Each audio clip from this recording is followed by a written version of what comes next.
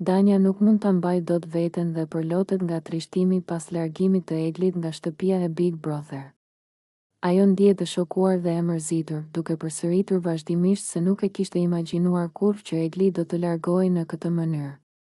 Teksa lotët i rrjedhin në faqe, Danja shprehet se Egli ishte një nga njerëzit më të afërt për të në shtëpi dhe se ndjen boshllukun e saj që tani është larguar.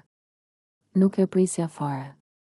Mendova se do të qëndronte deri në fund, sepse ajo ishte një vajzë e fortë, pavarësisht gjithçkaje që ka kaluar, thot ajo me zë të dridhur, duke i shprehur banorëve të tjerë sa keq ndihet për shoqen e saj.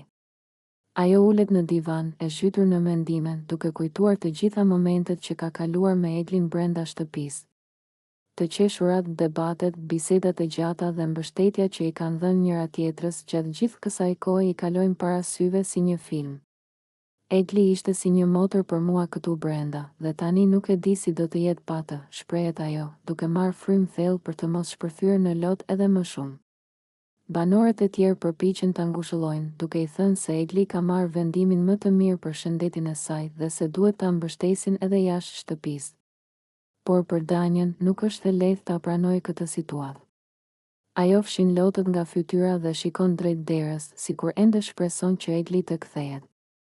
Do më mungoj shumë, përshpërit ajo me zë të ulët, duke ndier një boshllëk të madh brenda vetes. Largimi i Eglit ka lënë një plagë emocionale tek Danja, e cila nuk e di se si do të vazhdojë loja pa shoqen e saj të ngushtë.